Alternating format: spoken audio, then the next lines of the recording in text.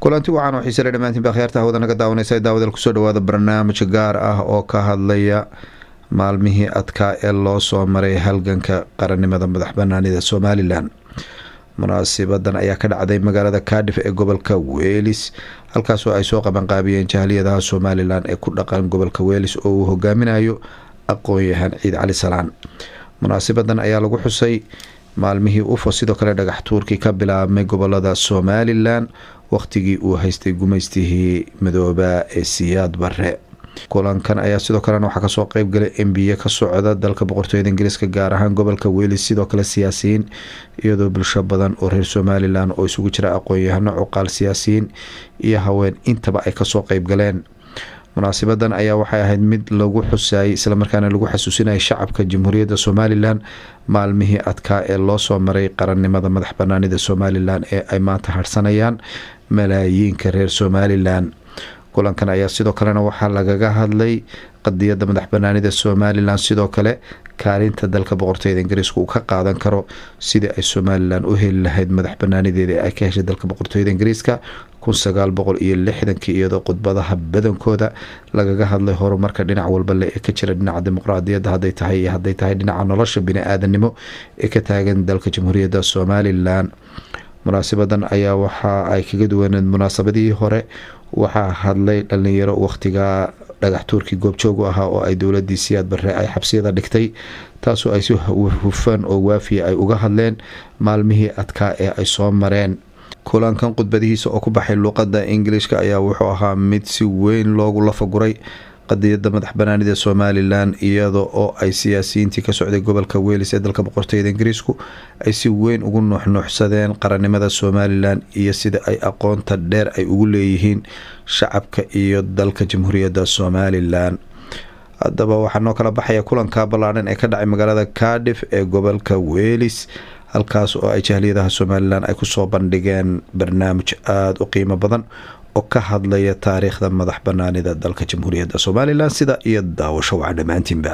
Attending this evening's event, my name is Mohammed Adan and I'm honored to be chairing this prestigious past, present and future of Somaliland event here in the Temple of Peace, Cardiff.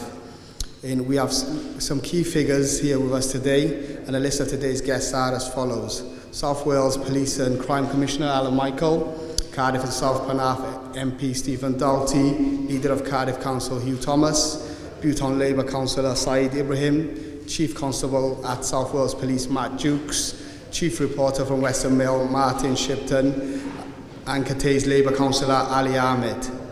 Okay, so we have a packed agenda to follow today. So we'll begin with some opening remarks from the Bhutan Councillor Saeed Ibrahim. Thank you, Mohammed, for introducing the event. Just would like to say thank you to everybody and thank you for the organisers for organising this event. My name is Saeed Ibrahim and I'm a councillor for Bhutan. I've been as a councillor now for 16 months, and since being elected it's been a pleasure and enjoyable moments at times, but hard work. It's not easy. As a young came to Cardiff at a young age from Somaliland. There is and has been quite a long journey of Somalilanders in Cardiff. History goes back to late 1800s, and I think the history of Cardiff says itself. There's one thing that I could say when I spoke to some of the organisers in the beginning of this event, and one of the things that I've enjoyed was to kind of capture the journey and the times that Somaliland has come through, going back into 1984 when there was kind of educated myself in a way where I didn't know anything about the stone throwing events, and the people that got arrested at the time were people who were the cream, and the people who kind of were the leaders of the country at that time. And I think it's important to capture every nation's history, and also celebrate it to a level where we pass history back to the young people, because there has been on many occasions a number of times where the people of Somaliland have struggled in different ways, but I think on this occasion, I think we are here to celebrate on an occasion where in a time when the struggle has developed. And I think, before I got elected, I've always been a community activist, and I've always wanted to better where I lived and where I still live, and also the people around me, regardless of where they're from. And there's a large Somaliland community in my ward, and, seeing them campaign regularly, raising money on a regular occasions to better their family members or their constituencies back home is always pleasing to hear. And as an elected councillor, my vision to look at how we move forward with the rest of the population of Cardiff and be proud as Somalilanders. And some of the things that I've done in the 16 months that I've been is to look at some of the positives, and also how we could look at some of the negatives that we've kind of as a community that we do need to challenge collectively. And I know there are a number of stakeholders here who kind of have helped me through to look at how we could get certain pressures through, certain motions through, certain agendas changed. And we can only do that by being positive. And I think the key to the future is to be positive and to keep working hard as a community, and to work with our other community members collectively, because if we don't hold hand to hand, I think we'll be struggling for a long time. I just want to say thank you very much for the organisers for inviting me to this event, and I'm looking forward to working with you in the future. Thank you very much. Thank you, Councillor Ibrahim. Next, I'll be introducing Dr. Peter Mackey, who will be discussing the resilience of Somaliland informal economy workers during and after conflict and the challenges and opportunities of today. You can spot the lecturer who is utterly dependent on slides in order to give a public talk. We will get there if we don't have a login. Perhaps I'll start the introductions whilst we wait. Firstly, Noswitha, good evening. Diolch yn fawr, Madsanidin. Did I get it? Madsanidin, for the invitation to come speak. I am clearly not a Somalilander, but I do consider myself an honorary Somalilander, having spent a significant amount of time in Hargeisa and in parts of Hargeisa that many locals haven't spent time in Wahen Market and others, Gowanimo. So I'm very familiar with Hargeisa. I've had many a conversation with taxi drivers around here about the ins and outs of those markets in Hargeisa. So I do feel an incredible affinity to Hargeisa and to Somaliland. So I really am grateful for the invitation to come and speak. I am an academic, so I am going to talk about research. And the project that I'm going to talk about is focused on the informal economy. That's my specialism. I understand the informal economy.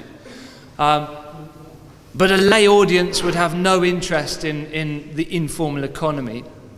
What I'll do in my discussion is talk about people's resilience during a period of intense conflict, and that experience of resilience and the importance of that resilience and self-help in the process of economic development after conflict. And I draw on research undertaken in Hargeisa, and we were focusing on urban informal economies. But it's part of a much wider project. So we were looking at Hargeisa in Somaliland, but also further afield, we were looking in Nepal, in Kathmandu, in Colombia, in Egypt, and in northern Iraq, in Kurdistan. So it was a comparative project, and I'll at times just draw out what was significant and really quite different about the experience in Somaliland, where we think there's international lessons to be drawn. Yeah. We think the experience in Hargeisa offers a pretty unique experience of self-help. What happened when the United Nations wasn't there to help, or when the help of the United Nations was actually rejected and peace was achieved through the elders? Do we have, it looks like we may slowly be getting a PowerPoint. Okay. So that's some way of introduction.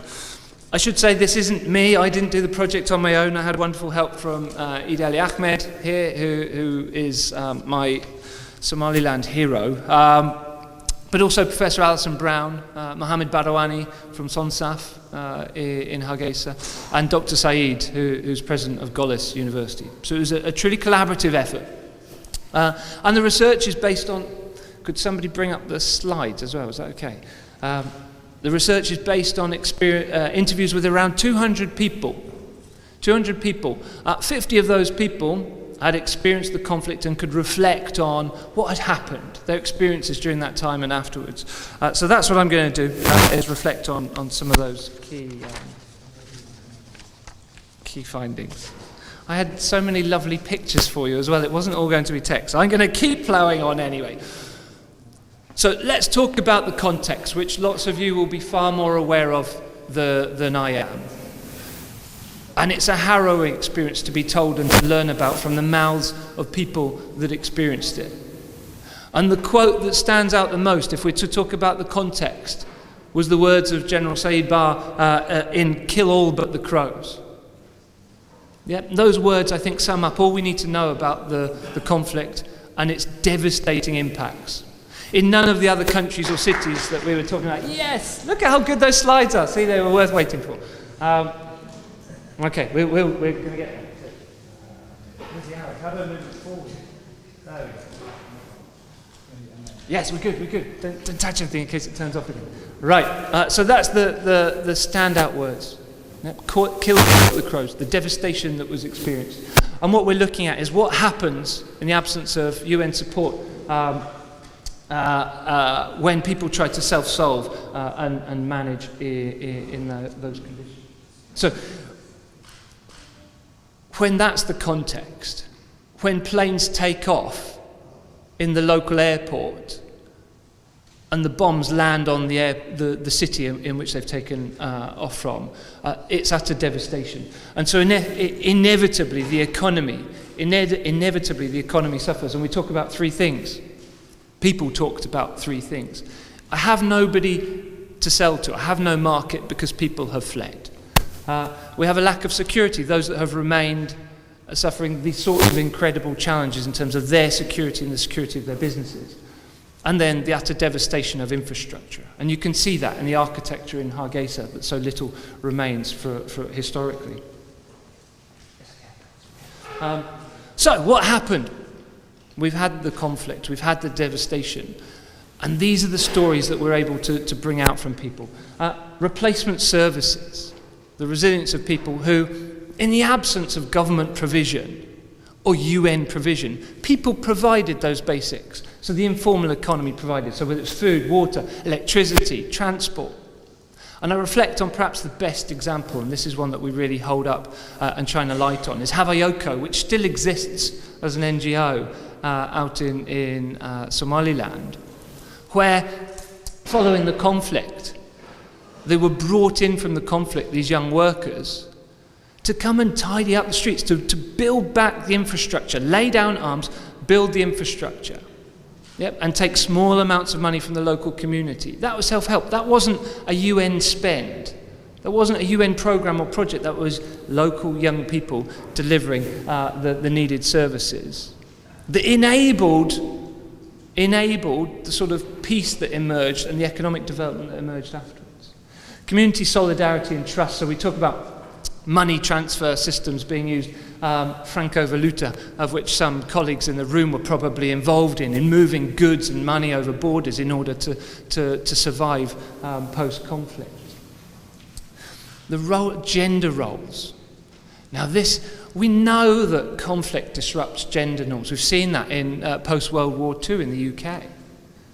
But we saw it in a prolific way in Somaliland, the way that the conflict disrupted previous gender roles. where women came into the workforce and played a really important role in post-conflict recovery. And I'll give you one really, really good example. So we talked to people that had made the journey from Hargeisa into Ethiopia, into the camps. Men were fighting women in the camps, and some of the women in the camps that had been in the camps told us of their stories of taking the UN rations, and this is what happened, this was the impact of the conflict, taking the UN rations, which were awful, repackaging them, adding bits and bobs to make them something really quite palatable, and then selling them to the passing nomads. That is the entrepreneurial spirit of the Somalilanders that we picked up on, and that was a real change in the gender roles, because when women then returned to Hargeisa, we see women taking up roles in a way that we didn't see in many other countries, particularly conservative Muslim countries. It was a really, really interesting and important finding. It's not all positive and rosy in terms of the economy. We did see the emergence of some what we might call war economies or conflict economies. And perhaps the most significant here is the cat economy that really grew during and after the conflict. And it's something that we've dealt with locally in Cardiff too. And I'll reflect a bit on that in a minute too. Right, so how many of these kind of positive disruptions lasted?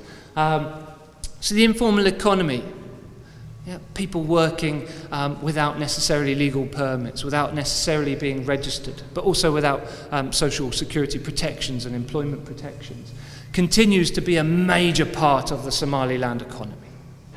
We're talking about around 70% or more of the economy. In some ways, you could say the informal economy is the economy. And yet, when we visited last, when we first visited, the informal economy wasn't being talked about by those that were seeking to plan for the country's future or the city's future. And yet, that's where people are working, that's where the economy is. And actually, Eid will talk a little bit later about what's happening now as a consequence of the research, where these people, this 70% of the population, their contributions are being recognised and valued. So the informal economy is still playing this really important role today. In terms of solidarity, so we talked in terms of the conflict, the way in which it created this solidarity, the sharing economy and other things. And this is where the comparative research is really important, because Hargeisa stands out in such a significant way from the other cities we visited in the low levels of harassment that we see of informal economy workers. And it's characteristic of the society that we've experienced and we're seeing in Hargeisa. We don't have harassment of folk working on the streets like you would have in most of the Latin American cities, or in Karachi in Pakistan, for instance. And then there's this trust amongst the local population, amongst the urban population. And people say to me, Pete, how did you manage going to Hargeisa? Wasn't it terrifying? And this is the photo I always pull out. So you can see here, this photo. Right? That's a pile of cash on the street. Go stick that outside this building at my university. How long do you think it will stay there? Yeah? This trust, this understanding, the person exchanging that money could go to the toilet and come back and not worry that was gone. Yeah? Trust. Now, whether that's a result of the conflict or whether that existed before, I don't know, but it's there. Okay? Nearly there, don't worry. Right, lasting gender impacts. We talked about this really important disruption to gender roles, and it really is significant. That's lasted, so women continue to play a key role in the workforce. But we do have to recognise, when we look at the statistics from our work, they appear to be more vulnerable than men in the workforce, in terms of literacy levels, incomes, etc. So it's an area that we would want, if we're looking to intervene now, today, an area that we would want to do something. Very nearly there. And as I mentioned, we had the emergence of what we call war economies, or the cat economy. It's a really big contemporary problem in Hargeisa. That flow of money largely into Ethiopia yeah, that drain, but also the social and health issues associated with the cat economy. And we had this really, as part of the research, we had this really interesting workshop where we had the anti-cat movement, so a mix of men and women who were against cat, and then cat traders in the room together, and we were just discussing the nature of the problem, and they collectively recognised the challenges, its importance to the economy, and it's an integral part of society, but also the challenges that we're talking about here. And it's just something we need to think about for the future. Right, so moving forward, I'm nearly there. The last point is to reflect that I've given you a very quick whistle-stop tour of what happened during conflict and after conflict. The research is there. You've got a synopsis of the contemporary challenges, which Eid will also talk to later. But actually, in none of the other cities we've looked in has the trajectory of development, of achievement of peace, of achievement of peaceful democratic elections, with changes in government, yeah, we've not seen that in any of the other case study countries. Yeah, and that's been done through a self-help process. So we're really strongly advocating that the world looks in on how that was achieved. How if you don't treat peace and economic development as a project, yeah, as a project to be achieved, and you let that be led by local people, that actually good things happen. Following our work, there is, and I say our work, we did the research, and then Eid Ali Ahmed is continually knocking the door and talking with officials to ensure that the informal economy, that 70% of a relatively poor population, are having their work planned for. And that's what's happening now. And finally, perhaps the most important thing is, I'm here, I'm the voice in Cardiff, but that's because the workers can't be here. Yep. Informal economy worker voices at the heart of what's happening. The voices of some of the poorest in Hargeisa are at the heart of what's happening. They've organised themselves following the research, and they've been given a platform through which to be heard. So that's a really, really positive step forward. Diolch yn fawr, Mhad Sanid. Thank you very much. I think, yeah, everyone in this room understands half-term and how busy everyone can be, so no one will begrudge you for that. Next, I'll be introducing the leader of the council, Hugh Thomas. And just before I do that, I just want to mention a few things in regards to, in 2015, Cardiff Council became the second local authority in the UK to recognise Somaliland at a meeting in City Hall following the footsteps of Sheffield Council. The motion proposed by Labour councillor Linda Fawn called on the council to represent concerns of the city's vast Somaliland community at Welsh and UK government and Commonwealth level. So next I'll introduce the leader, Hugh Thomas.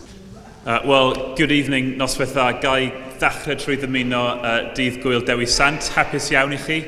Can I start by wishing you all a very happy St. David's Day? And maybe it's appropriate as we are celebrating our patron saint day in Wales that we are also holding an event of a very important part of the Cardiff community. I'm talking, of course, about the Somaliland community. And thank you very much for inviting me here to speak tonight. I'm delighted to be able to come and repeat and reiterate the council, Cardiff Council's support for the work that the Somaliland community does in the city and for your campaign for an independent Somaliland. The theme of tonight's event is the past, the present and the future. And we heard in that presentation about how as a country, Somaliland went through a very harrowing experience through the Civil War and has emerged through that experience with some positive experiences as well. And so from the past to the present, where perhaps there are some things Wales can learn from the Somaliland experience as well. We talk, one of the buzzwords in Wales at the moment is the foundational economy, and I think perhaps some of what you were talking about in terms of the informal economy certainly speaks to that.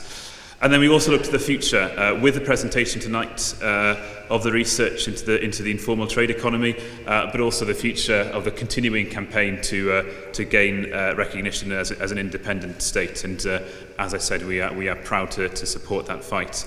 As a city and a seaport, Cardiff has a long-standing history and worldwide reputation for welcoming people from all over the world.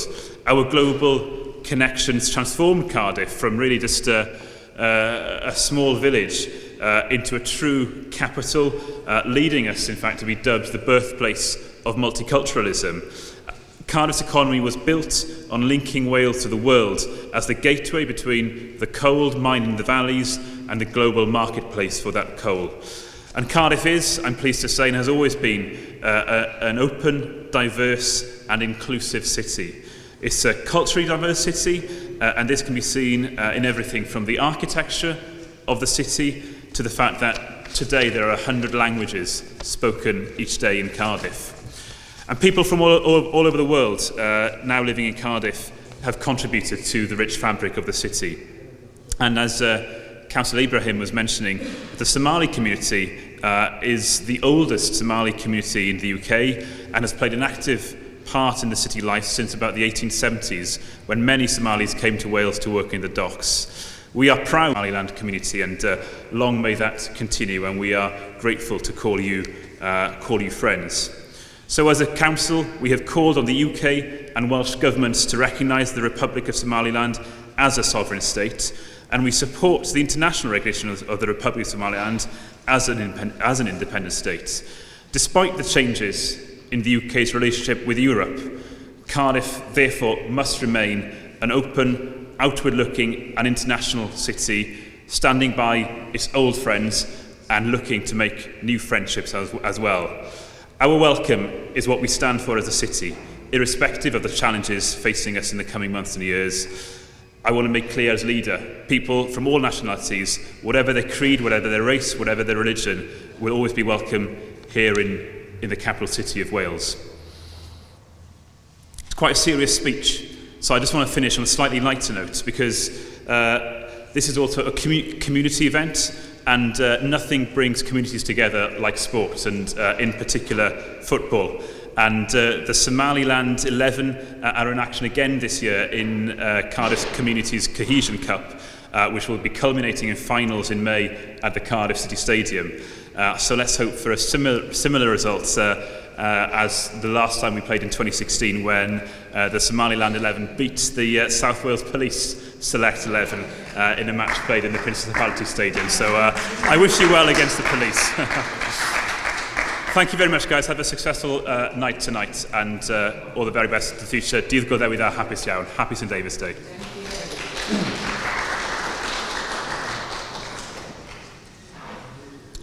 Thank you, Leader Hugh Thomas, for that, and thank you for reiterating in Cardiff's support for Somaliland and its recognition.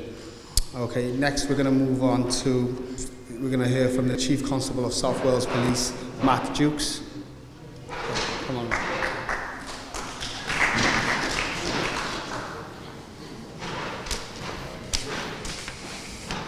Noswaith dda, good evening all, and can I reiterate first the Council Leader's recognition of this important day, and happy St David's Day to you all. I won't refer back to that football match he's just mentioned. I'm sure we'll get a rematch in due course.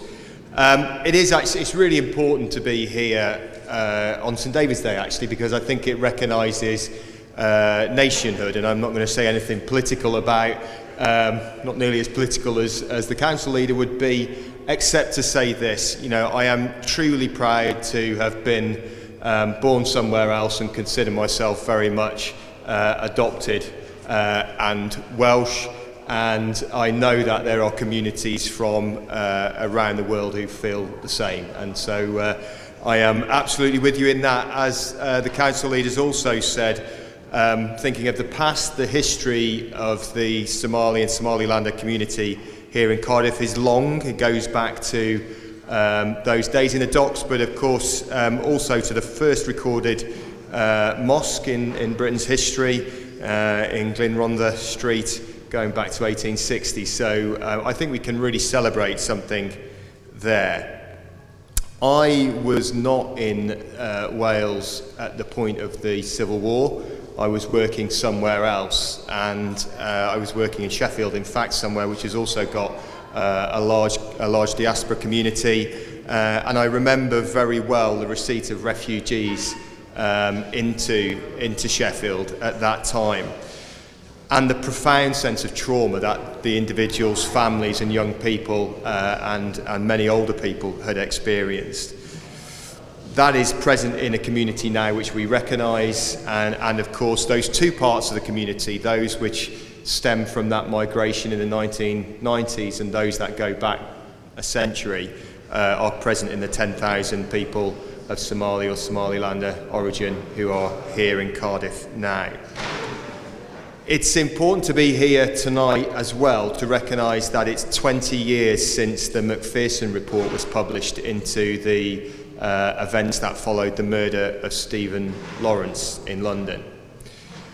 A lot has been done in the years in between, not just by the Metropolitan Police, but by police forces across England and Wales to recognise the change that needed to happen. But we are not the diverse police service here in South Wales that our community deserves. And so where in Cardiff you will see, we'll see what the next census brings, this number will be bigger than it stands today, but where you see communities across South Wales that are 7% black and minority ethnic, and in Cardiff 12 or 13%, we have a workforce which is only 3% black and minority ethnic, and we have to do better at that. Next, we're going to move on to a panel of community members who will be calling up their names, and they'll be joining us on a panel here. So Hassan Mahmoud, Abdirahman Ibrahim, Faisal Isa, and Abdirahman Ahmed. Country is geographically located in a very strategic position of World Trade paths destined to East Africa, the Middle East, the Indian subcontinent, and the Far East. All these ships load from Europe, from the United States East Coast, and they come through the Suez Canal and the strategic Bab el-Mandeb. That is where Somaliland is located. It can be argued that because of this strategic location, the British government at the time chose to give protection to Somaliland in 1884, thereafter known as the Somaliland British Protectorate. Therefore, I will speak briefly from the period of 1884 to 1991, and thereafter my colleagues will take from there. I will try to be brief but informative. During this period, Somaliland had its ups and downs. The protection period extended from 1884 to June 1960, except for a brief period of about 6 months when the Italians overran Somaliland, and that was in 1940.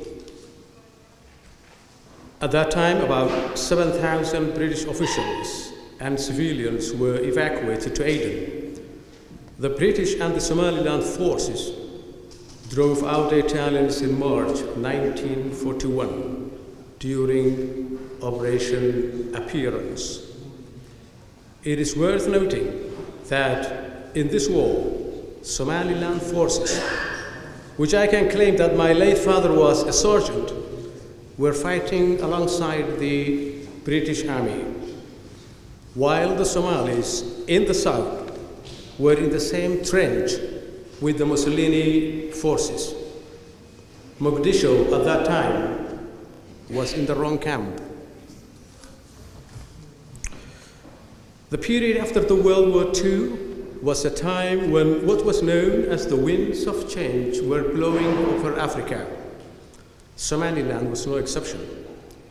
In April 1960, the Legislative Council of British Somaliland passed a resolution requesting independence, and in May 1960, the British government stated that it was prepared to grant independence to the then Somaliland Protectorate. On June 26, 1960, Her Majesty's government granted independence to the Somaliland state. Immediately, 35 nations, including the 5 permanent Security Council members, recognized the Somaliland state as a sovereign nation. However, unfortunately, this fanfare did not last long. Our fathers, who were very much interested in pursuing the dream of great Somali state, encompassing all the 5 territories inhabited by ethnic Somalis, went into an unholy marriage with the South, with Mucjiso, which was a trust territory by the United Nations under Italian administration on the 1st of June 1960 to form the Somali Republic. And that's why I was saying that from that day on, the Somaliland name, the Somaliland territory, was sort of wiped out from the map. And it was only a figure 7, which was named Somalia, which came into being. At this point, I want to clarify 2 points. It was representatives from Somaliland who had discussions with representatives from Somalia prior to attaining the independence on June 26. It was agreed that an act of union, and that is the important part of what I'm saying. It was agreed that an act of union was to be signed by both parties, and that this document to be in the future of an international agreement between 2 states. The Legislative Assembly of the Independent State of Somaliland signed the act on the 27th of June in 1960, but it was never signed by the representatives of Somalia. Instead, the legislative members of Somalia met on the 30th of June 1960 to approve in principle an act of union in Italian language. That act of union was significantly different from the one signed by Somaliland. This act of union was never ratified, and it was never enacted into law. And they still claim that we are part of that union. It was never ratified, neither ratified nor enacted into law. In 1961, there were young graduates from Sandhurst College, officers from Sandhurst College in here, who, when they saw the problems that was facing the fledgling Somaliland nation, they tried to rectify things. But the government at the time saw that these people were engaged in a coup d'etat, and they were all arrested and imprisoned and accused of high treason. However, the case fell apart when a British judge ruled that the union was not valid at all, and the union between Somalia and Somaliland was not valid, and they were acquitted and released. The worst scenario came starting in 1969, when the Somali army seized power and adopted scientific socialism, which was the Soviet communism in disguise.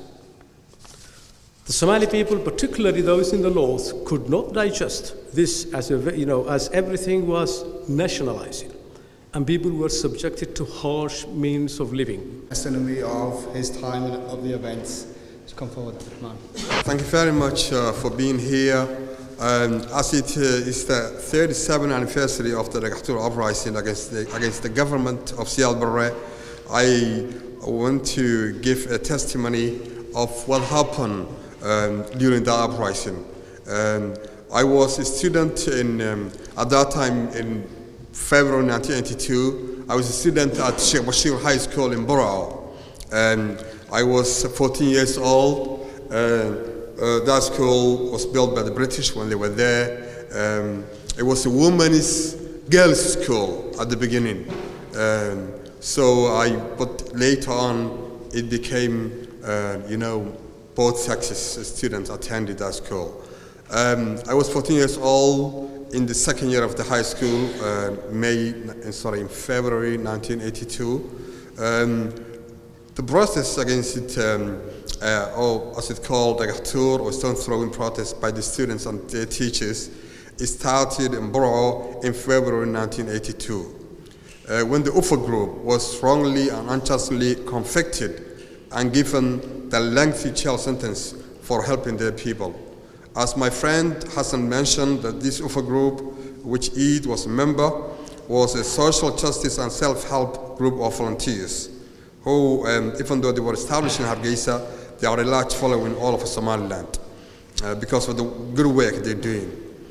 So when the people find out, and the students and the teachers find out what happened to them, even though they were not political, even though they were not a political group, but volunteers were helping the people in working in the hospitals and all these, people realized that they have to do something about it. So people march in the streets and they organized a protest against the regime, for torturing and sentence, given long jail sentence for those people. At that time, it was it was in February 1982, when the protest started early in the morning, and the government, because of the tension, they were, tipped off or notified of that protest organized by students and teachers. So they were, all the security, police, operators, everything was in place. So that was contained. And a lot of students were actually arrested and taken them to the military barracks, Burra military barracks. And so that protest, because they were aware of that's taking place, they were contained and stopped there. And a lot of students were released 2 days later because they were trying to calm the situation down.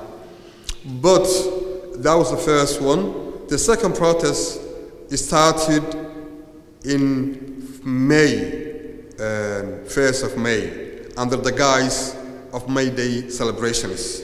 To give you some background, the May Day celebrations were traditionally used by the government as a vehicle to promote the regime. However, the teachers and the students plan to hijack this and to protest against the detention and the torture of this UFA group. So the protest started on the 1st of May and it caught the regime by surprise, because this time they were not aware that there's a protest taking place against the government. So the process lasted for 3 days, from the 1st of May till 3rd of May, and a lot of thousands of students and teachers were arrested and put in the detention centers. When the prisoners get filled, they took a lot of students to the military barracks in Bear, which is a town 20 miles south of Borough. And then my group, I was arrested in the morning of the 2nd of May 1982 and taken to the Borough military barracks with hundreds of my fellow students, all rounded up for taking part in the protest. Can I also mention some of the teachers and students who were leading this protest? Some of them are, as far as I know, are alive, like Abdi Haj Hassan, Abdi Askari, Amir Sichue, and one of the students who were leading that protest was Harir Haibe Gagali, and he's dead now, Allah yarhamu. When we were taken to the military barracks of Bora, and we were confronted by General Ghani. Good evening, ladies and gentlemen. I'm very glad to speak about the Somaliland past and present. My name is Faisal Isa, and I'm one of the students who took part in the uprising against Mohammed Siad Barre's regime, 1982. To be honest with you, that was a sad moment to talk about it. As we are all aware, Mohammed Siad Barre was a cruel dictator president who marginalized the whole entire population of Somaliland. Our people have been killed, tortured, and the most of our intellectuals and our academic have been imprisoned. If you are especially from a particular tribe or a businessman, You have been watched, and if there is any suspicion, without a proof, you'll be killed or you'll be arrested or jailed. Most of our cities in Somaliland were under curfew around 24 hours at a time. Education was limited. And if you want to go to university, there was none. You have to go to the south. Somaliland was like a Guantanamo Bay, and Muhammad Siad Barre done many crimes. He killed innocent people. He destroyed all cities and belongings. The country is still suffering after a long time independence from the south. Somaliland really needs help from international communities. And I can't really, it was like the uprising in the Arab countries. We were throwing stones 7 days a week, for the whole week. And they were fighting like soldiers. They were shooting us lively. And some of us were killed, some of us were tortured, some of us were in prison. There was food, a couple of days no food, and was no water, and it was really suffering, and we had a difficult lives. And still, the world forgot us in Somaliland. What we asked was recognition to help the other Somali communities back home, as you were watching with Ethan and the other professor. So thank you very much, and I hope it will change the life of Somaliland soon in the future.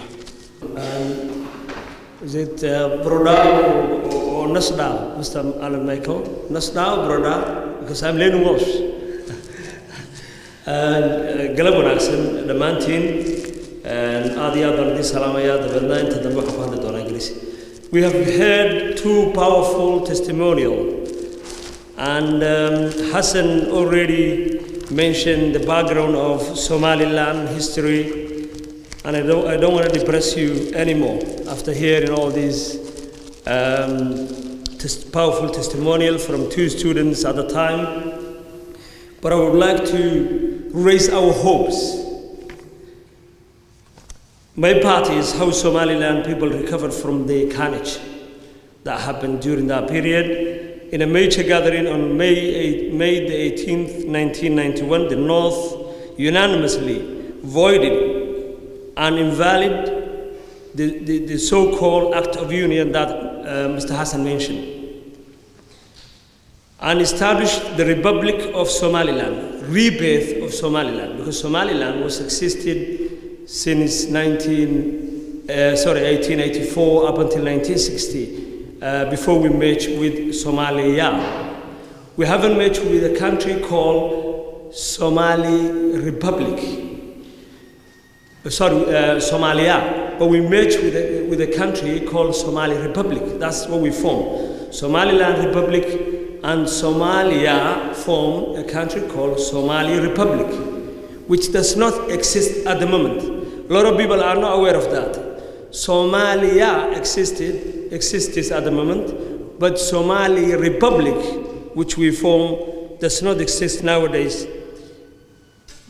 It collapsed, and central government collapsed, and then they are called now TFG, Transitional Government, and Transitional Government Somaliland was a part of it since 1991.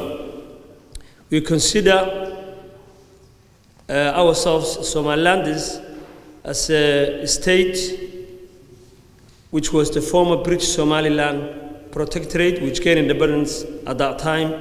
And after 80 years, we made a mistake. And that mistake haunted us. And up to today, the south part is called Somalia, is still claiming that we are part of them. Technically, we're not part of them. We have nothing to do with them.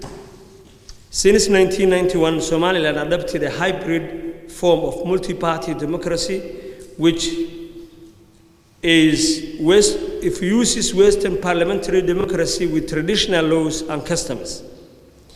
This unique form of government was strengthened the legislative houses of elders and all other mechanisms that we built, where the clan elders used to diffuse tensions among northern communities.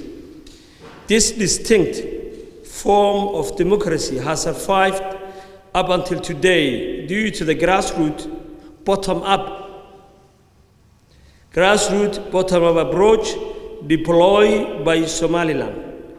In contrast with Somalia, underwent countless transitional governments since 1991 with immense assistance from the international community. However, analysts believe this attempt failed because of a lack of ownership in the process, which Somaliland achieved due to a lack of external assistance.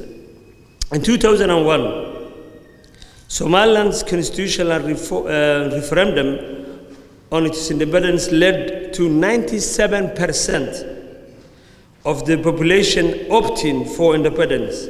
Somaliland is known as beacon of peace and stability, also known as the one of Africa's most efficient in terms of pastoral politics, and has had elections since the mid-1990s, well before it was before Nigeria established the democracy. I will actually refer to a few points. One is political development, which I've already touched upon. There is a Somali saying which says, "Penale markhatigu si fogeya," which means the liar or the lying person chooses a remote person as a witness. That's a Somali saying. Here is today a witness which will witness and which will reaffirm later what I have just said.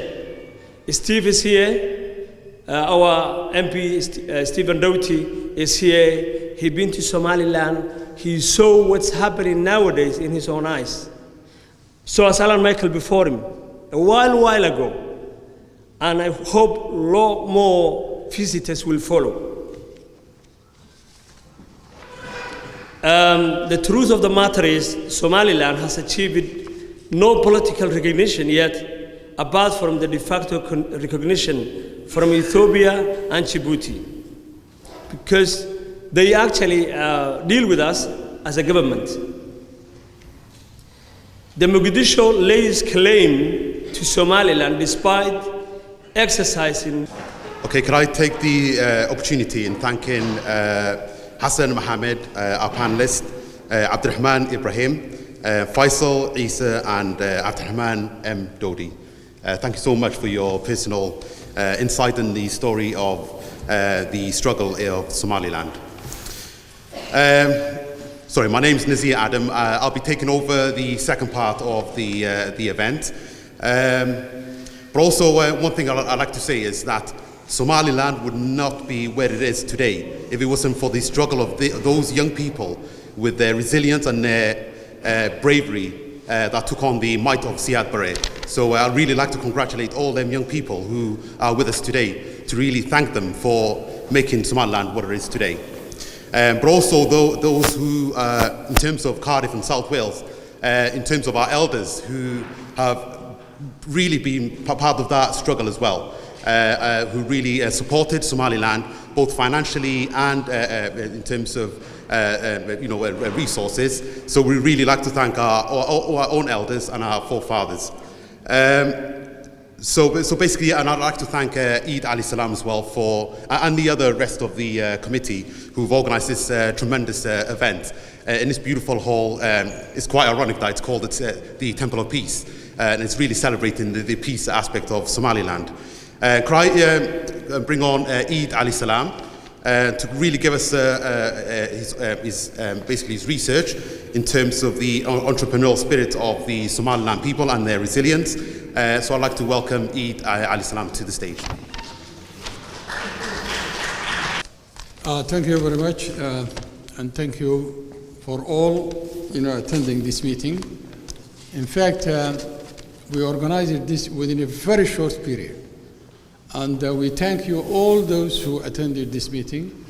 And the reason was that we were doing this, conference or meeting, and tiling that with the the Dhagax, which is a national day. That's the throwing stones, which was on the 20th.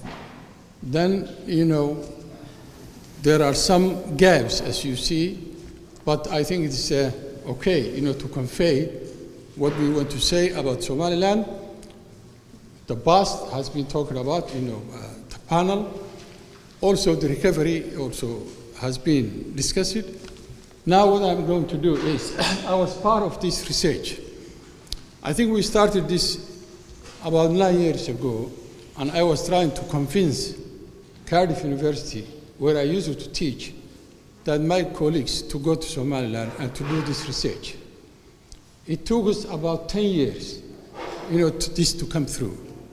We started this 2016, and we were there August 2016. There were about 3 of us from Cardiff University, and there were another external consultant. We were 4 of us, and we had partners who were working with us, as Dr. Bita was saying, and that's Gold's University, and also SONSOF. SONSOF is the civil society umbrella organization for Somaliland, which is very, very effective. This research is the first empirical academic research that has been done about Somaliland. You find out. You can Google. It is the first academic research that has been done. And it's true. I mean, why I'm saying that is the truth about it. We have some reports, also done in Somaliland, but I'm talking independent academic research done by academicians of Somaliland. If we go to this presentation, I don't want to talk much about, the conflict. That has been said, how it happened, and that's the context, key events, causes of conflict, impacts of the conflict, key places of the conflict. All these has been discussed through. Therefore, I don't want to dwell on it. Next one, please. If we look here, I think Hassan and the panel, they were talking about the history of Somaliland. This is in short. When you start from 1960, we can go through, and it's all showing the different dates, about what happened about Somaliland, up to 1991. Therefore, all these, 4 lines contains the history of Somalia, what has been through. I don't want to go through it, but I will share this presentation with anybody who wants. Causes of the conflict, if you go back. Causes of conflict. It is domination of Somalia and marginalization of Somalia. It has been said, I don't want to dwell on it. Then if we look, say, Hargeisa group, UFO, I think, where's Abdurrahman? Abdurrahman, he was very young, but I was one of the troublemakers.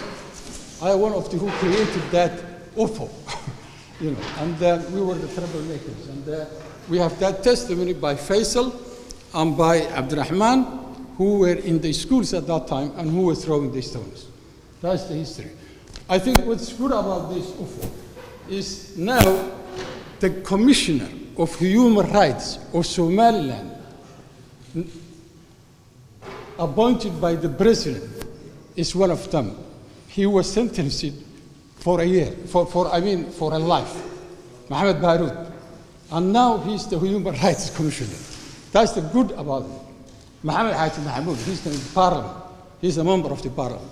Therefore, that whoever, came through that 1960, 1980, still they are functioning. There are many, many of them who are functioning and doing a good job. Like Dr. Mohammed Abakar, he was head of the, hospital at that time, and he, was the chair and the director of many NGOs.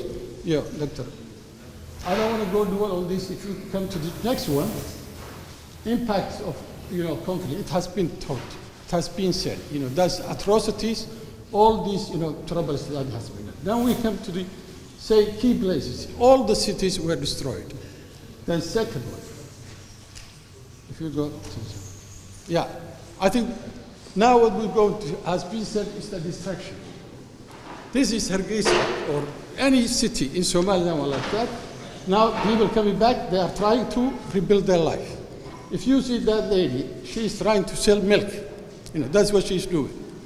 And in this, struggle we have been through, and Dr. Peter talked about it, is the backbone were the women. Men were doing the fighting, and the women were doing the living. They were doing the business. This is the spirit and the entrepreneurship of the Somaliland people. While the war going on, the business was all going on. Our refugees, they were not depending on handout from the international community. They were working, and they were selling gold, even in the refugee camps, Tul'at, all this. That's how we survived, because the amount of aid we were getting for our refugees at that time was very minor. But people were working, and the diaspora were helping, from Cardiff, from London, from everywhere. That's our strength. Let's go. This is the destruction, okay? Here, over 300 Somalis or Somalilanders fleeing civil war across the border. And you see people who had decent life, now they are the desert of nowhere. And they are relying on this. This is what the people have been through, in practical way. Second one, please. Yeah. This is the study, highlights. In many cities, sub-Saharan African policy marginalizes the urban informal economy, and the informal economy workers are often victimized and harassed. This is a study done by comparing with other informal economies in the world, particularly in the sub-Saharan. And they get a lot of harassment in the sub-Saharan. That's what Dr. Peter was saying as well. If we look here, in Somaliland, it's completely different. In contrast, there is very little police harassment. Our police, they don't do that much harassment, to these informal traders. They do some, but when you compare to the world, it is not that much. Furthermore, there highlights levels of trust and cooperation among informal workers and the society, and the regulated environment which all enables and encourages growth, free enterprise, and the entrepreneurial spirit of Somaliland people. If we go at the end, here, as been through, this is the money selling. I think Dr. Peter also showed that. This is amazing. That's the Somali shilling exchanging with the dollar. And it is true that when they go to pray, they leave, this money in the street. Colleagues from Cardiff University, when they saw this, they said, is there somebody behind them who is taking a cut from them and looking after them? No, it is a social contract. Nobody is going to touch that money. Nobody. It's true. Therefore, when you go to the center of Hargeisa or Bur'o or Borama, you can see the money exchange over there, and nobody going to loot it. There is no thief. If anybody tries to loot or do a theft, the community will catch him. It's true. Yeah. Second one, amazing. This is life back. You see that lady, she came from refugee camps, and now she's working and she's a tailor. She's happy and she's making her earnings. This is what we are, Somalilanders. This is the true spirit of the entrepreneurship. Yes, here is the milk, and this is the camel milk. It's very, very. And this lady, she gets up in the 4 o'clock in the morning because she has to get her supply, and she has worked all the day, and maybe 8 o'clock in the evening, she's going home. And she's selling that. That's how she's earning her mainly delicious camel milk in every street. Second, this is the narcotic cat. Yeah. In fact, if we say how much we spend on that, when we talk about the practicality, and you look the balance of payments of Ethiopia government, the coffee was the major earning item for Ethiopia. It was coffee. Today is the cat coming to Somaliland. At least about $700 million goes from Somaliland. Every day, I think $3 million goes from Hargeisa, Bur'o to Ethiopia. And that's why the money exchange gets high. In the evening, when it comes about 6 o'clock, that supplier of cat, he needs that dollar, therefore he can buy that dollar any amount he wants, And that's how the rate, rises. And this is a problem for us, Second, thousands of voters queue to vote. This is the presidential election. How peaceful? Because where there is no peace or safety, there will not be any development. That's true. And this is how you see that, even that queue, nobody touching, no harassment, nothing. People are voting what they want and they're doing it. This is, the characteristics of the Somali people. Since 1991, we had changed 5 presidents. And thanks God. Okay, next one. This is our mainstay. This is what we export, animals. And this is Berbera. And this is our, gold. We don't have any oil, we don't have any much factories, but this is what we have, the Somali. Here we call, I think my colleague, he was talking about Gobernimo. This is, where most of the informal traders, they do their business. Now they are selling this in the street. The government is building this building for them now. And that's a plus, But when you see they are over there in the street, but after a time they will go to that building, and still it's going on.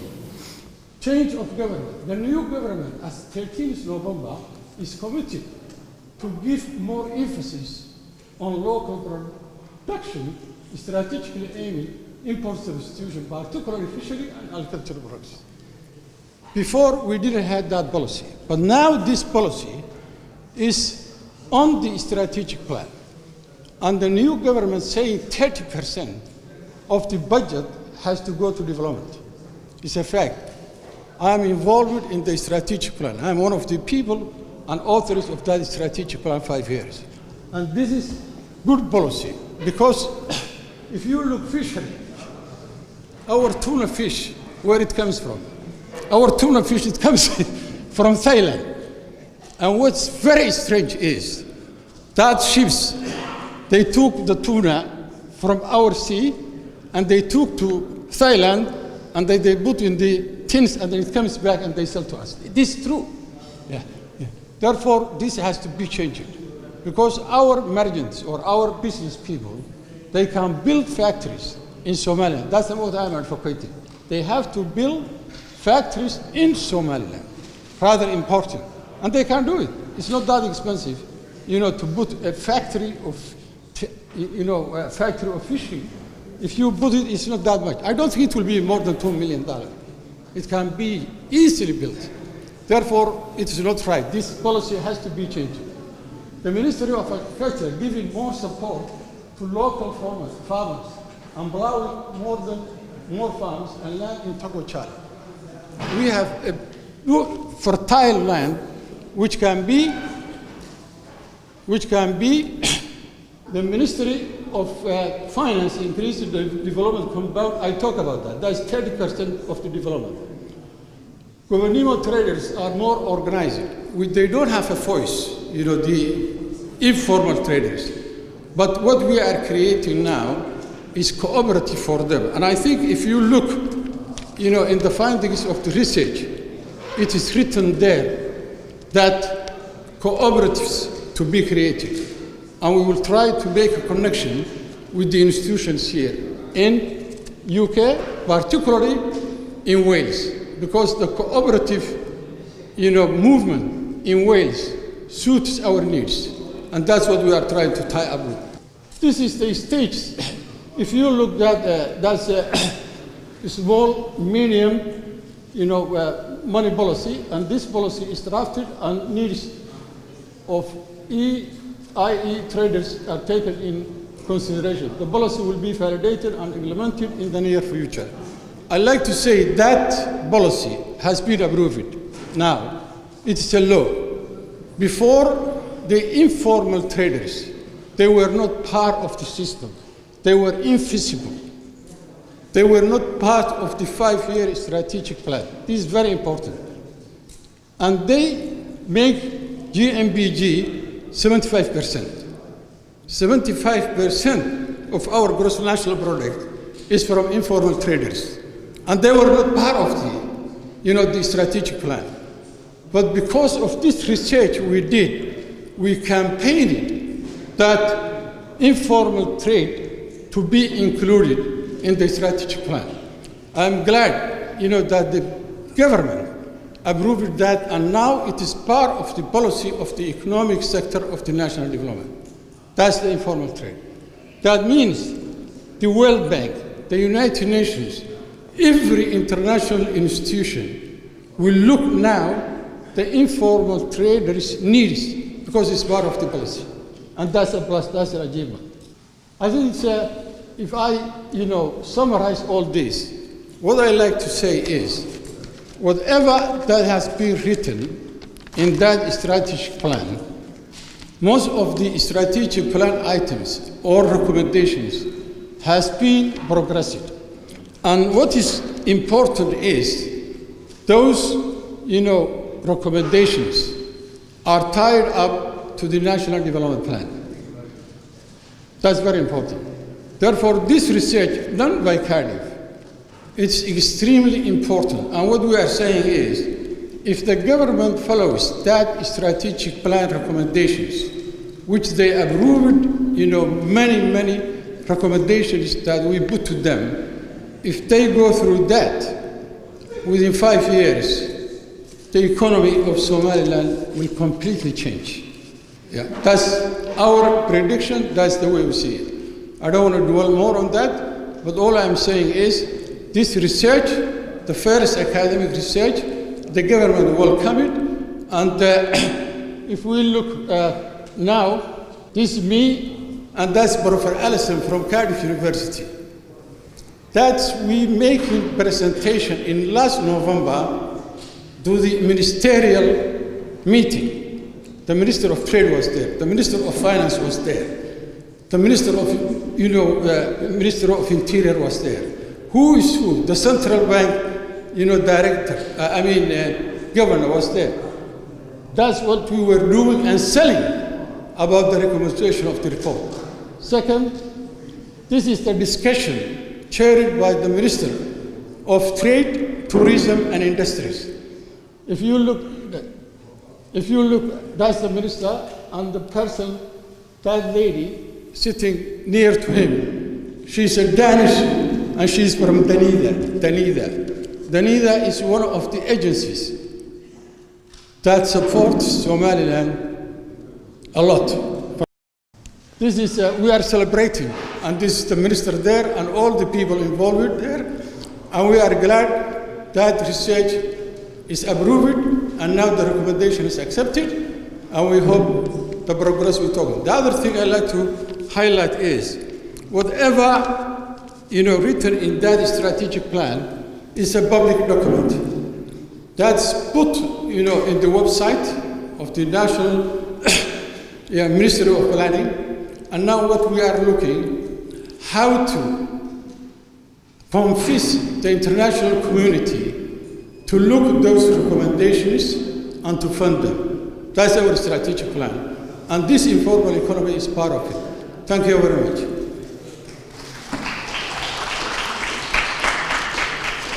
Eid Ali Salam, Adbo Masantai, Jazakallah. Right, we're going to the second panel discussion now.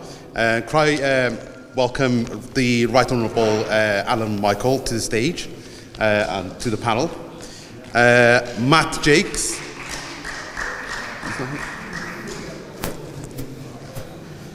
Stephen Doughty, the Right Honourable for Qarka South and Penarth. Martin Shipman. Martin, yeah, they are. Okay, Shipton, yeah, they are. Thank you.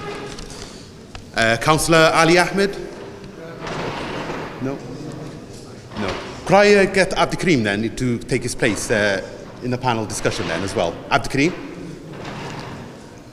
And could I get Eid Ali Salam as well to come in on panel? No? I think at this stage, I'm not sure what we're going to do, but it'll prove interesting, I'm sure. This evening has been fascinating to me because we've heard from people about things that affected Somalilanders and had a big impact on our city of Cardiff. Because, of course, the period of the war, it was described as the hidden war because it wasn't seen by the international community, was a period when there was a big influx of Somalilanders into Cardiff, men and women. And of course, before then, the Somaliland population in Cardiff, which had been here since the middle of the 19th century, had been largely men, seafarers who came and went. And it was for the first time that we saw the influx of women and children building up to the population, the large population of Somali residents that we have in Cardiff. Those people have contributed over that, 170, 180 years in many, many ways, to the seafaring, to the export of coal from Cardiff, to the steelworks, some of the fabrication works, manufacturing, many, many ways in which that contribution has been made. So there are two parallel histories: the history of Somalilanders, the Welsh Somalis in Cardiff, and the history of what has happened to Somaliland. It's been a big challenge because from that moment, when there was effectively the defeat of Siad Barre and the breakup of Somalia in the south as a result, there have been significant problems in the Horn of Africa. And we hear again, we've heard tonight, the plea for recognition of Somaliland. Now, there are not many places that have seen the passage democratically from one president to another on, I think it's 5 occasions. There are not many countries in Africa, not many in many parts of the world, that have had that degree of stability, of recognizing the importance of accepting votes that take place. That's not always easy. Stephen and I have been in situations where we've lost a vote and lost government, and it's not a comfortable place to be, but it's a sign of a mature democracy to be able to handle that. The problem, I think, is that when Somaliland wanted to regain the independence that it had briefly at the end of Britain's rule, if you like, many countries, particularly in Africa, were afraid that others would follow the same path, that the Ethiopian province would want to leave Ethiopia, that part of northern Kenya would want to move, but also much more complex situations in many, many countries in Africa led to fears on the part of the African Union that recognition of Somaliland would open up all sorts of possibilities elsewhere. We know that the Deputy Chairman of the African Union had written a report on the future recommending that Somaliland be recognised. But that report was never put before the African Union because of those fears of precedence. I know what the logic is. The logic is to say the precedent would only be for a country to be recognised if it had exercised independent democracy for 25 years on its own. There wouldn't be many that would follow that precedent. But it's not that that always dictates the way that international decisions are taken. Stephen knows far more about those from a practical point of view than I do. But I know from the discussions we had with the African Union when I led a delegation to Somaliland, discussion with then President Meles in Ethiopia, that there were many who said, we have respect for what Somaliland has done, but somebody else needs to recognise them first. And that is still the problem that faces Somaliland. It is amazing that the country has been both so stable and so successful given the lack of that international recognition. The only lesson I think we can take out of it is the one that Iri Ali Ahmed is offering us today, and that is the entrepreneurial spirit and the capacity of Somalilanders to be independent-minded, to continue to develop their own solutions to their problems. And it's that, of course, that has won them respect around the world, even if that respect is sometimes grudging. I'm not quite sure what this final session is meant to do. I think it's for us to offer some opinions. My opinion is that Somaliland needs to value what it's achieved over the years and consolidate that, both in terms of business, international links, however they can be achieved, to recognize that even without international recognition, whether by the United Nations, the African Union, Somaliland is respected in the way that many countries that are recognized are not respected. And that respect is probably the most important characteristic that you should value. And the final thing I would say is that you should build on the values. We were talking about cooperation. Wales has a tradition of cooperative endeavours, and I think there are lessons to be learned about how to do things in a cooperative environment, which is different to the top-down structures that happen elsewhere.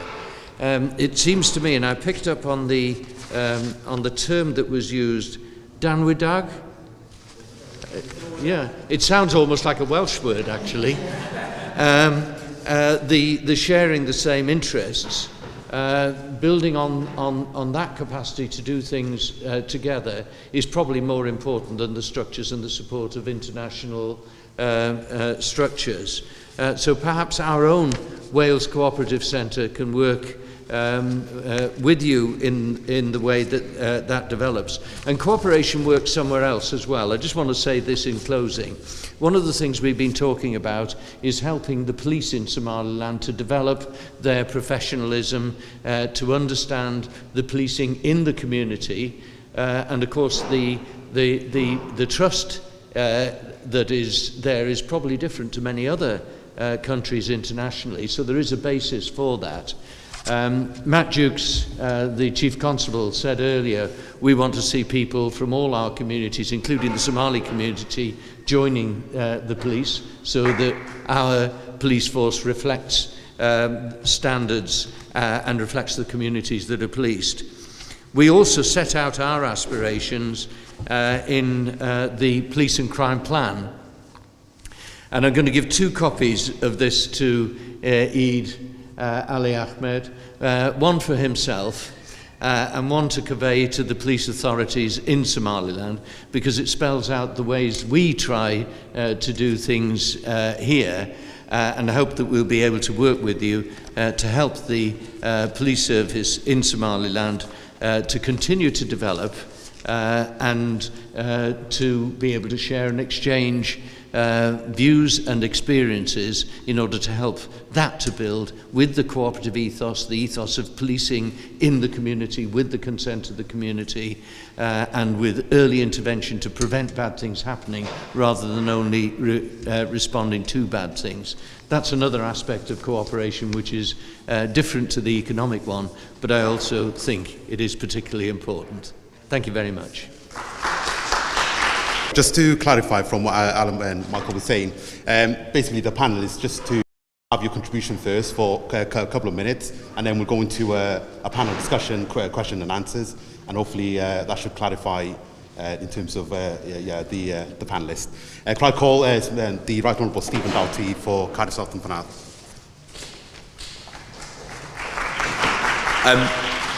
Thank you very much. For those who don't know me, I'm Stephen Doughty. I'm the MP for Cardiff South and Penarth, but more importantly, for tonight's purposes, I'm also the Secretary of the All-Party Parliamentary Group for Somaliland in the UK Parliament, which is an incredible group. Alan was instrumental in its operations over many, many years, which brings together members of the House of Commons, members of the House of Lords, and of all parties.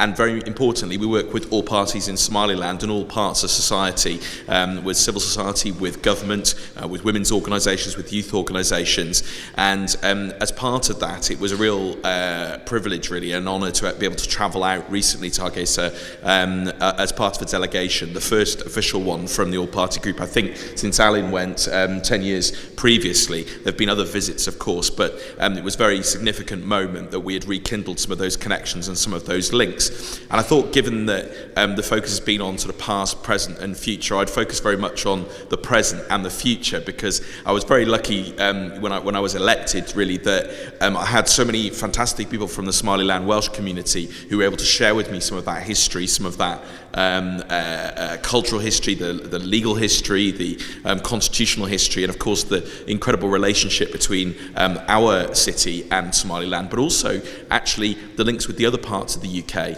And I think one of the things that those of you, well, I'm sure many in the room have been to Hargeisa and have travelled in Somaliland, but is that you constantly come across people who go, oh, I lived in Sheffield, or I lived in Liverpool, or I lived in London, or I lived in Cardiff, I lived in Bristol, and people whose connections are so intimate, are so present, are so real today. This isn't something in people's past, it's what's happening today. And having travelled around the rest of Africa and a lot around the rest of the world, I have to say the connection between Somaliland and communities here is one of the most dynamic and day-to-day I've seen of any diaspora communities, in terms of people feeling their strong connections in both places and living, working, trading, educating, being involved in both places and seeing the cooperation that can exist between our two countries. And I think that's one of the most fantastic things about Somaliland. And Eid, Abdi, and many others in the room today are perfect examples of that. People who are contributing hugely to community here in Wales and in South Wales, but also in Somaliland. And I think that's a wonderful thing. So just a few reflections on what I found about Somaliland's present in my visit, and some about the future. I think one of the things is, and I think for anybody who hasn't travelled to Africa before, hasn't travelled to the Horn of Africa, a lot of myths about what it will be like and how difficult it will be and the problems and so on. And I just say from my own experience, think of some of the practicalities. There was better Wi-Fi connection in Hargeisa than I get in the House of Parliament, okay? I had fantastic food. I had a wonderful welcome. I met inspiring young people. I visited the University of Hargeisa. I visited the cultural centre. I met with ministries that were doing incredible things with that entrepreneurial spirit, despite not having recognition. I saw incredible plans for business and for trade.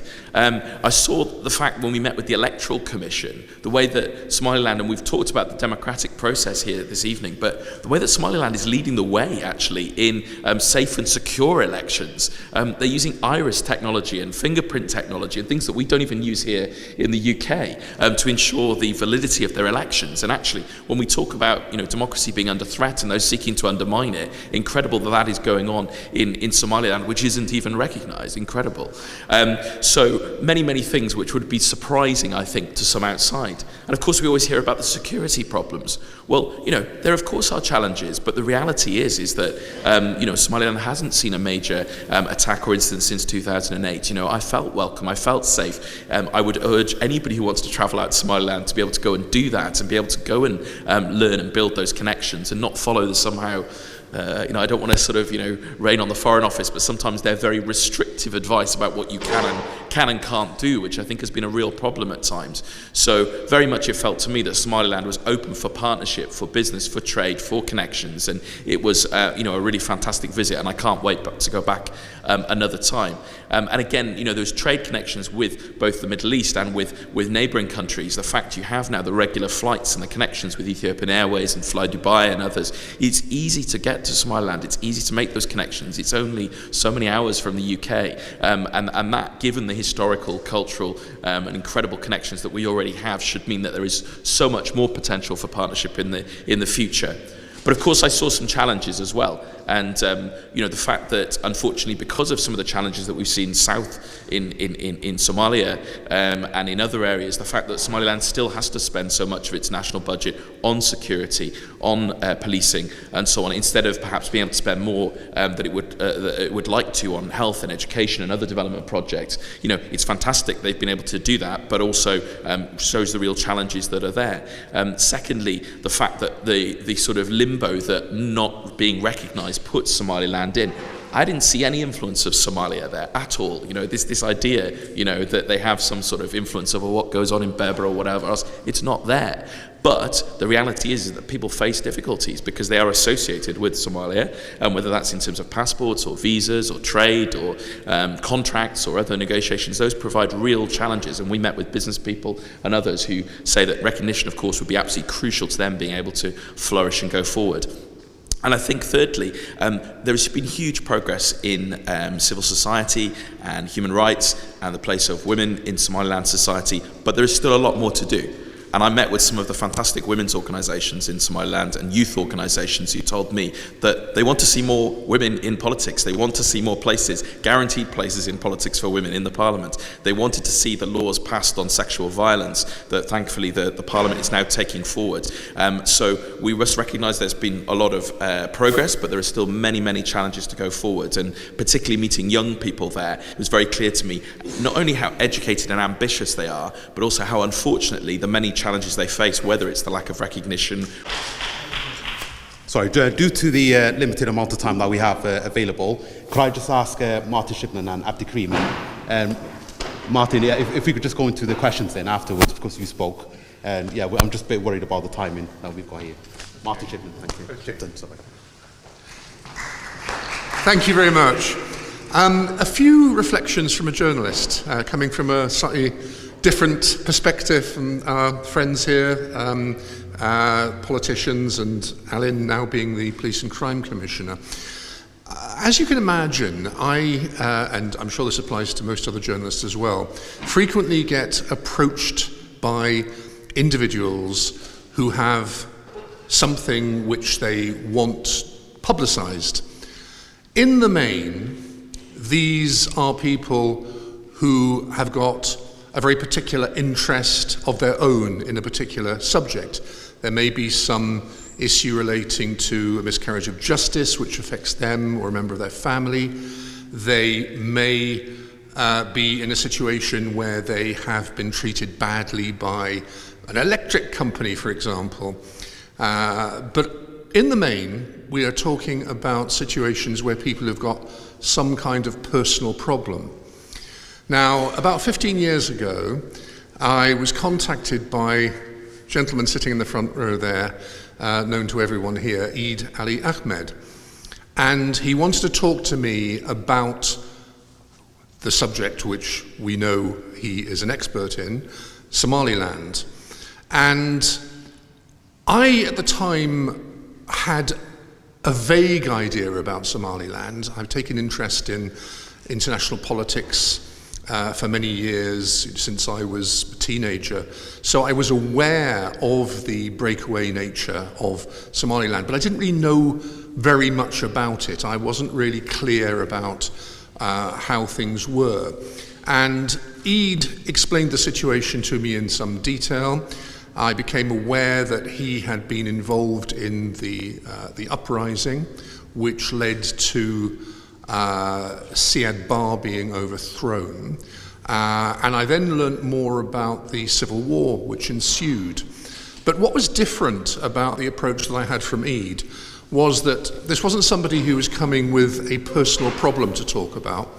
It was somebody who was actually representing a nation and who was passionate about wanting this nation to prosper, to be recognized internationally, and to move forward. And he clearly wanted me to understand how important it was, not just for him, but also for many other people living in Wales, and particularly in Cardiff, that this nation which hadn't been accorded international recognition was something which was bound in very deeply with the history of Cardiff, and which deserved to get attention, and that there was a national injustice here which deserved to be rectified. So I found that very impressive because it was something a little out of the ordinary. I mean, obviously we've got politicians in Wales, some of whom are nationalists who want to push their particular line. But here we had somebody who was actually representing a nation that in a sense was yet to be. Although it was functioning as a democracy, as we know, it was yet to be internationally recognized. Now, then, over the years, from time to time, he's been in touch again when there have been visitors from Somaliland who've come to Cardiff and have met, obviously, members of the community here, but have been here in order to further the links with Wales. And I remember one of the earliest occasions when he'd contacted me was about the opening of the Senedd, which took place, the new building that was built in the bay. And one of the people on the guest list of the Senedd, the opening of the Senedd, was the Speaker of the Somaliland Parliament. And it was quite a remarkable thing for a quite new democracy like Wales to be in a position where it decided to invite the Speaker of a parliament that was functioning from a country which is approximately the same size as Wales in terms of population, but which didn't have international recognition. And I think it was a very good and commendable thing that the presiding officer at the time, David Ellis-Thomas, decided that it was a good idea to invite the Speaker of the Somaliland Parliament. And I interviewed Mr. Abdullahi when he came to Cardiff, and he was able to give me personal testimony about what Somaliland was wanting. Again, there was this constant issue about the lack of recognition. We were being told about the way in which democracy was developing, that the economy was moving forward, but that there were immense problems because at that time there weren't any banks, because international banks would not go there because they couldn't get any insurance. And he was making these points to me that I found were very telling.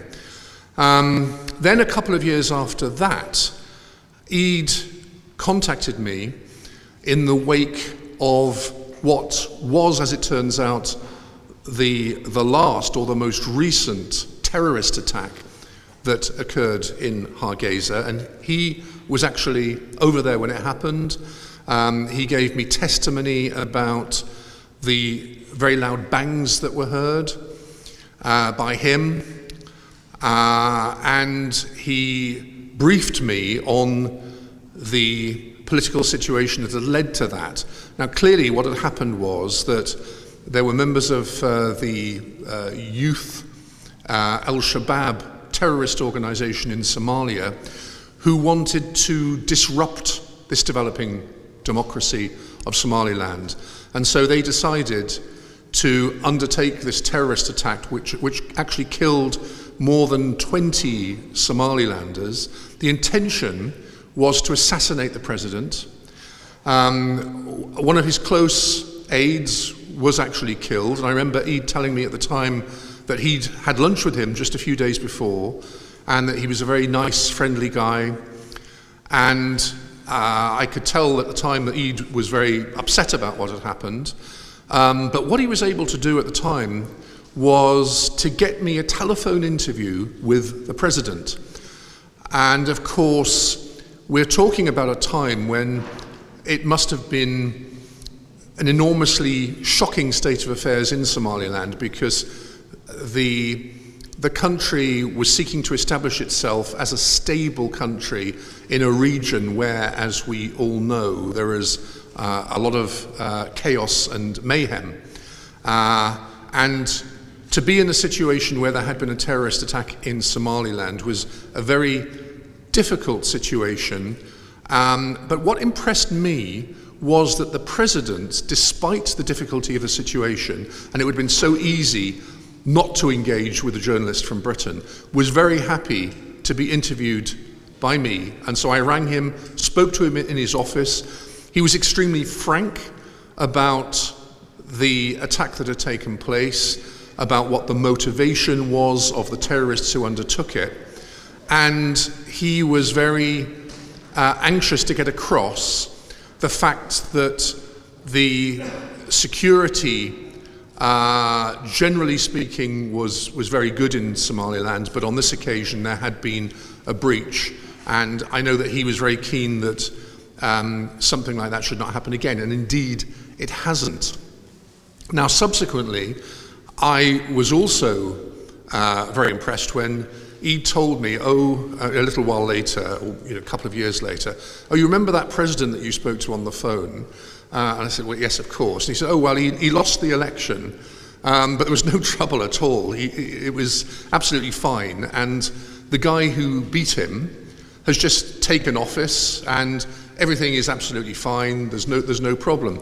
How many countries does that happen in Africa? It's very unusual, and indeed in many other parts of the world, where when somebody is defeated in an election, the usual thing is for them to say that the election was rigged, even when they've been an incumbent and they're extremely unpopular, and they will seek to cling on to power. Now, it just made it absolutely clear to me that all the claims that had been made to me and all the assertions that had been made to me about the fact that this was a functioning democracy were in fact true, because it was demonstrated that when somebody was defeated in an election, they just moved out of the presidential, I hesitate to say palace, I can't imagine it is a palace, but move out of the presidential office and let somebody else take over, and to have a transition that is perfectly peaceful. This is something that in a democracy like Britain or any European democracy, we should cherish and we should applaud and say this is wonderful, and we should be prepared to help a country like that, which demonstrates that it is able to function in a proper democratic manner. And then over the years as well, and indeed very recently, a couple of weeks ago, I met some more senior officials who come over from Somaliland. And I have to say, I'm always very impressed by these people. They're intelligent people, they understand the nature of governance, they speak like civilized people, which they clearly are, and they deserve to be totally commended. Somaliland, the people of Somaliland, in their quest for recognition, and I hope that it comes amazingly soon. Thank you. Thank you very much, Martin Shipton. Can I just get Abdikarim to quickly say a few words, and then, because I'm just really worried of pushing time now. Abdikarim.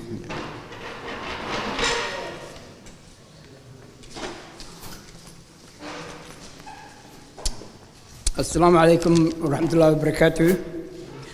May I take this opportunity to express deep appreciation on behalf of the government of Somaliland, on behalf of the President and the Council of Ministers and Parliament, for the work Cardiff have done. It's a homegrown democracy. That homegrown democracy, whether it's in Cardiff or in Hargeisa and rest of Somaliland, is exactly the same. Back in 1987, Alan was running for candidate. It was a time of changeover from a previous MP who was confident to a new MP. And Ed and I and others have worked with Alan. We have collected so many signatures for Alan to become Member of Parliament. I never knew that Alan ran so fast. What happened, 11 o'clock, those 800 or whatever names we collected would have been lost. So we ran together to actually deposit the list of those names we collected. And thankfully, we made it on time. Then the regrettable, nasty civil war have started. Somaliland, homes, villages, cities were destroyed to the ground. Again, the call for democracy is very simple. We knew one thing: go and speak to our member of parliament. We made the call on behalf of the community elders. Many of them, some of them have died, some of them are alive, have come together in one room. We asked Alan to give us weapons so we could go and fight in Somaliland. You would remember, Alan said one thing: collect the names of all the Somaliland MPs in the United Kingdom, and I'll give you something more than what you are asking for. We give you democracy. We collected all the names and we phoned around. We gave Alan, and that was the first time the Somaliland All-Party Parliamentary Group was established. We went to House of Commons, and Neil Kinnock have arranged for the French bench, Foreign Affairs spokesman and the African spokesman to come. We held an interview, the BBC. Siad Barre said, "Oh, is Cardiff? What's happening in Cardiff? You know, where did this come from? How many educated? How many this?" But this democracy, homegrown, wasn't just for the elders. It was a lot of young ladies who had participated in that demonstration. Siyaad Barre hadhaco. Abdii markaa imika waa hooyooyin waa kuwa dhimid jooga. Zainab iyo Bushra ayaa ka mid ah oo maalintaa halkaa ka hadlayay. Those was the girls who were actually with us, were demonstrating. So this movement of Somaliland, both in Somaliland and in Cardiff and in Wales, it was all cultures. Sarah Hayes and many who had participated. Amnesty International. Lorraine Barrett, who was Alan Michael PA. When we made the call, she was there. All I want to say, we recognize your contribution. Cardiff is recognized more than any city because of you, the community, and their member of parliament. Alan has wrote a report. The homegrown democracy is available, and I could share it with you when he went 10 years ago. Steve, I had a privilege to welcome him in Somaliland like Eid. We were present at the airport. He gave an eloquent statement. They were told not to go this way, but there is something in the House of Commons. It's called constituency. Because I was a member of the constituency, Steve went shackled though off the record. He was able to speak to me and speak to it direct. Again, that shows your contribution. If you do not work with your member of parliament and others, those sort of things would not happen. Somaliland has lots of achievements to shout. At the same time, there's a lot of challenge. On this next stage in our democracy, we need every single of you to train your kids, to train yourself, and come home. What is now being led, Eid Ali Ahmed worked at the Ministry of Interior. Myself, I work in the Ministry of Constitutional and Parliamentary Affairs. Ahmed Hassan Arwo, Director General of the Bank of Somaliland. Saeed Sulaiman, Director of Development of the Ministry of Health. Musa Hassan, Head of the standard for Somaliland quality standards. Cardiff is making a contribution in Somaliland as well as here. You need, all of you, to respond to what the Chief Constable is saying. Your contribution here reflects over there. What you do here is really your achievements, is is done in there. What we want you and we want the police is start, nurturing from nursery. Start nurturing from, primary school, secondary schools. Let's work together the way we worked in the past, where we could get a Somaliland police cadet, be a member of the South Wales Police Cadet. We want police, for example, the fire service. The fire service is now donating equipment, and we appreciate it. We need the ambulance service to work. We need all the public services for Somalilanders and the community here to participate as equal. You have a right to participate. What Mohammed, for example, Mohammed Adan, he worked in the housing department. When he started, there was no single person working in the housing. And thank goodness we have the managers, we have the frontline workers working in the housing association and others. That's the community development. All of them that's been done.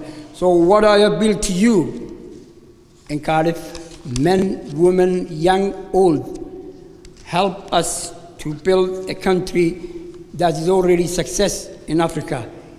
Without you, we cannot achieve it. And the president simply called me Cardiff. Honestly, when we were coming here in November with the delegation, he never looked at, why we're going to Cardiff. He simply signed off. And that's the respect you have gained in Somaliland. And I really, take my heart for you. Please support and recognize your qualities, the qualities you have here, and the standards that is built. Transfer those skills. Those skills you could now do easy over the internet. Every sector is needed, more so in terms of the informal economy, which he's talking about. There are a lot of skills, register those skills. And lastly, I want to take this opportunity also to express my appreciation to the committee who organized, Hassan Mahmoud, Eid Ali Sanan, Abdurrahman Dodi, Faisal, and the others, and the women and everybody who helped. Thank you very much. Thank you. No, thank you. Thank you very much, Abdikareem. Okay, we're coming to the end stages of... واتهي حبله عاومات halkan ka qayb galay ayaan halkan kula kulmay magaciidina balarta ii sheega magacaygu waa Khadra Cardiffna waan deganahay barnaamijka ma sha Allah ka soo qayb galay si fiican buu dhacay Somaliland darkana aad iyo aad baan u salaamay magacaaga dalmar aniga magacaygu waa Amnaa Jaamac Balayda ma sha Allah barnaamij qiimo la caawan oo dhacay oo i xasuusiyay waqti aad u dheer sababtoo ah waxaan ahaa dalmar oo kamid ahaa dhagax tuurkii ardaydii ku jirtay 82kii marka caawo de xusuus baan idhi ayaa maxaan ku dhadaan kala kulmay meesha waxa sababay reer Cardiff in ay uga badan yihiin xagga dhaqdhaqaaqa dalkii yani wadankii ugu dhaqdhaqaaq badan yihiin qolyaha kale ee UK wallahi waxaan u maleynayaa dalmarow Cardiff waxay ahayd horta meelihii ugu horeeyay ee yimaadaan odayadii Somaliland ee siimanada ahaa waa sababta horta ugu horeysa ee ay uga dhaqdhaqaaq badan tahay Cardiff waxay had iyo jeer ka gashaa number 1 sida aad sheegtay Europe oo dhanba ama UK ba annaguna halkii la nagaga tagay ee la noo dhiibay baanu ka haynaa ma sha Allah waxaan aad u salaamayaa dhammaan reer Somaliland oo hadda ka soo maqanay waqti ku dhow sanad campaign-kii waxaan ka mid ahaa gudidii campaign-ka gobolka Gabiley dhammaan inta muuqayga iyo magacayga taqaan madaxweynuhu ugu horeeyo iyo madaxweyne ku-xigeenka iyo dhammaan saddexda qole ciidamada iyo dhammaan shacabka reer Somaliland dhanba waa salaamayaa aad iyo aad baan maadsanahay aad badalmar waxa tahay qof fiican qiimo leh wariyaasha starka ayaa tahay iyadoon jirin TV qaran ayaanu ka daawan jirnay internetka thank you Amina aadna sidoo kale aad baan ku salaamay aad baan daawadayaal waxa noo sii socda waraysigeedii koobna aan ka qaadaynay bal dadweynaha halkan ka qayb galay laba eray caaw ka waran kulankii halkan ka dhacay wallahi si fiican buu u dhacay dad badan baa isku yimi magaalada Cardiff oo dhan way joogtay ninkan muhiimka ugu wuxuu ahaa Michael oo ka qayb galay anagu waxay ahayd 88 sideetanadii demonstrationku ma isku soo raacinay alla meekal uu imanayay demonstrationka lagu sameynayay magaalada Cardiff marka wallahi si wacan bi xafladan caawa u dhacday ya aad baa u masantay dalmar daawadaashada qiimaha iyo qaayaha leh halka waxa noogu dhamaaday barnaamijkeeni gaarka ahaa ee aan ka soo sameynay magaalada Cardiff ee gobolka Wales halkaas oo ay Somaliland dalka halkan ku soo bandhigeen barnaamij aad u qiimo badan barnaamijkan ayaa gabi ahaantiisba wuxuu daarnaa in loo mahad celiyo dadkii halgankan muddada dheer soo socday ka qayb qaatay oo runtii u badnaa dad cadaan oo degan gobolkan Wales iyo guud ahaanba wadamada UK waa dalmar oo idin leh sidaa iyo nabadgelyo wassalaamu calaykum wa rahmatullahi ta'ala wa barakaatuh